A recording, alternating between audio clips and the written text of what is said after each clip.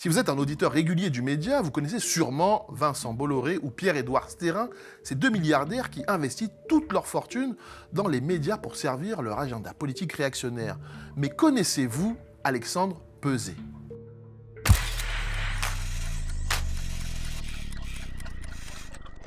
C'est l'homme de l'ombre de l'extrême droite. Pendant que Stérin et Bolloré financent CNews, Europe 1 ou Valeurs Actuelles, lui mène la bataille culturelle sur un autre terrain, celui de la formation des élites d'extrême droite. Revenons en arrière pour mieux comprendre le personnage. En 1999, après avoir fini ses études, Alexandre Peuzé se rêve en nouveau Alexis de Tocqueville et part aux États-Unis finir sa formation au Leadership Institute, un organisme de formation des leaders politiques du Parti républicain, par lequel est notamment passé Mike Pence, ancien vice-président de Donald Trump. Séduit par le concept, Peuzé fonde à son retour en France l'Institut de formation politique, aux côtés de Thomas Millon, fils de Charles Millon, et Jean Martinez, pour mener la bataille culturelle dans la formation des élites. D'après lui, la gauche exerce une hégémonie culturelle en France et il faut la renverser. Son modèle, évidemment les États-Unis, où cette bataille est menée depuis bien plus longtemps par les républicains avec le succès qu'on lui connaît. L'IFP se construit alors comme une école de formation pour les jeunes leaders de droite extrême et d'extrême droite. Il revendique plus de 3600 jeunes formés depuis sa création.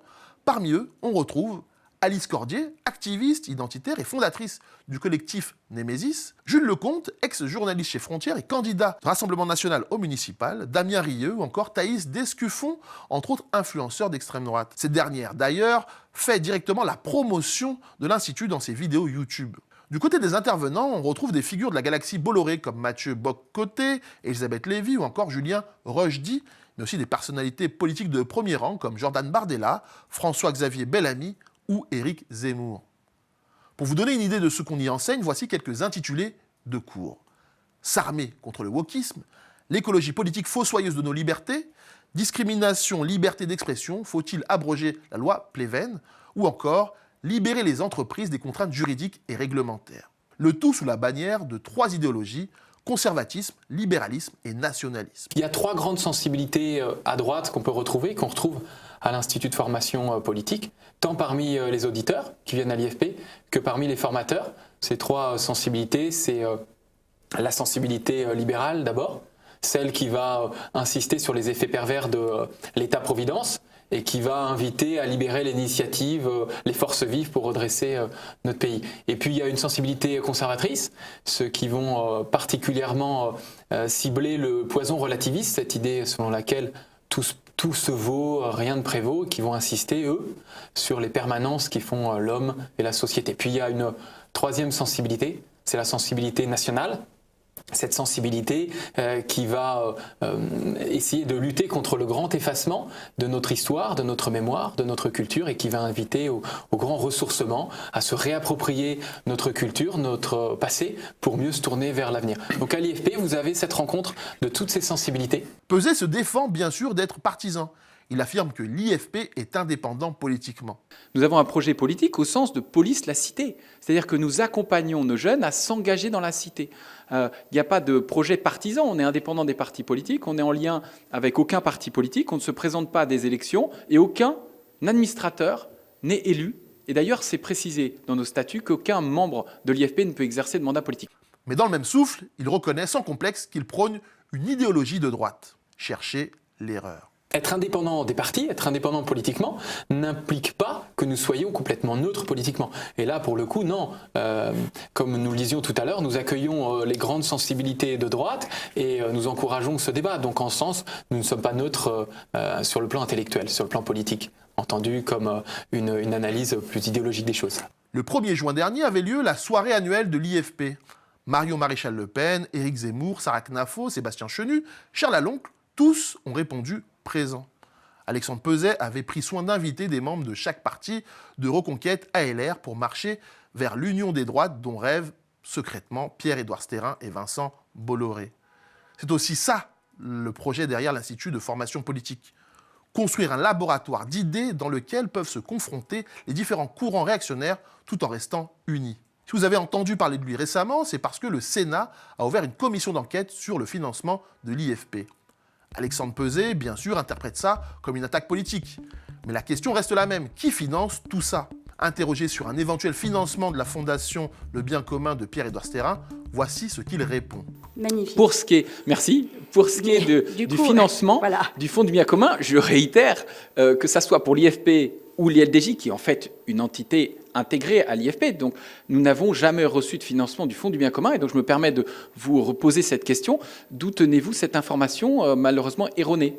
Eh bien, nous le confirmerons avec les représentants du Fonds du bien commun que nous recevrons et nous travaillons évidemment sur la base des documents qui nous sont transmis par les préfectures. Et donc, nous vérifierons tout ceci avec les représentants du Fonds du bien commun que nous recevons dans peu de temps. Alors, est-ce qu'il est financé par le projet Périclès ? Est-ce que vous avez été financé par Périclès ? Un point important, c'est que nous sommes ici en public et nous avons un certain nombre d'obligations à respecter comme responsables d'association. Parmi ces obligations, la RGPD, le règlement général sur les données publiques, et donc il ne m'est pas permis en tant que directeur de l'IFP de partager les noms publiquement des donateurs. En revanche, par écrit, je répondrai au questionnaire que vous m'avez adressé sans aucune difficulté. Pourtant, c'est écrit noir sur blanc sur le site de Périclès dans la liste des projets soutenus. Bien qu'il tente de dissimuler ses liens avec les milliardaires d'extrême droite, selon l'Humanité, Peuzet serait conseiller opérationnel du projet Périclès. Il l'a tout de même nié devant le Sénat. Oui, je n'ai pas été conseiller opérationnel de Périclès. Voilà, que ça soit clair, je n'ai jamais été. Je pense que c'est peut-être un projet qu'ils avaient. Ils avaient peut-être l'intention de me solliciter, mais je ne l'ai pas été et je suis déjà bien occupé. Mais en tout cas, voilà. Vous étiez en tout cas en bonne position sur la slide de présentation. Je suis très heureux de l'apprendre. Oh, ça c'est paru dans la presse, Monsieur Peuzet. Je suis sûr que vous le saviez avant moi. Mais d'ailleurs, qu'est-ce que c'est Périclès? Le projet Périclès, c'est un réseau de médias, d'associations, de think tanks et d'instituts de formation financés par Pierre-Édouard Stérin. L'idée est simple, utiliser une partie de sa fortune colossale pour financer un réseau d'influence qui partage la même vision réactionnaire du monde. Le nom n'est pas anodin, Périclès, c'est le stratège athénien qui a façonné la civilisation occidentale selon sa vision. Le message est clair. Stérin veut lui aussi façonner la France selon la sienne. Ce qui rend Périclès particulièrement inquiétant, c'est son opacité. Les organisations qui en bénéficient ne le crient pas sur tous les toits, comme on vient de le voir avec l'IFP. Et Alexandre Peuzet ne s'arrête pas à la formation politique. Il a aussi créé l'Institut libre de journalisme et est directeur du développement à l'École supérieure de journalisme de Paris, par laquelle sont passés Pascal Praud, Pierre de Villeneuve ou encore Geoffroy Lejeune. Vous l'aurez compris, pendant que Bolloré et Stérin financent les médias réactionnaires, Peuzet, lui, s'occupe de former les journalistes qui les composent. Mais ce n'est pas que pour ça qu'Alexandre Peuzet est si précieux aux yeux de Pierre-Édouard Stérin. Grâce à son aventure aux États-Unis, Peuzet dispose d'un carnet d'adresses bien rempli à l'international et ne travaille pas qu'à l'échelle française. Il a créé la bourse Tocqueville, dont s'occupe sa femme, qui envoie des étudiants français aux États-Unis observer et apprendre comment la société civile conservatrice s'organise là-bas. Il est également connecté au réseau Atlas, une organisation américaine fondée en 1981 qui contrôle aujourd'hui plus de 500 think tanks libertariens dans une centaine de pays et dont plusieurs membres sont financés par les grandes industries fossiles pour produire des discours climato-sceptiques, entre autres. Atlas, c'est précisément le type de structure dont Stérin a besoin pour ancrer son projet Périclès dans une dynamique internationale. Grâce à Peuzet, il ne finance pas simplement un réseau français, il greffe son projet sur l'extrême droite mondiale. Alexandre Peuzet est certes moins connu que Pierre-Édouard Stérin ou Vincent Bolloré, mais il fait partie des artisans qui construisent le pont de l'accession au pouvoir de l'extrême droite. Cette bataille culturelle dont il parle si ouvertement n'est pas une bataille d'idées sur la place publique, c'est une bataille souterraine menée depuis plus de 20 ans et qui commence à porter ses fruits. Et contrairement à eux, le média ne dépend d'aucun milliardaire, c'est vous qui nous permettez d'exister, mais pour poursuivre et continuer de fournir une information libre et indépendante, on a besoin de vous. Alors soutenez-nous en devenant donateur mensuel sur cap-sur-10k.lemediatv.fr.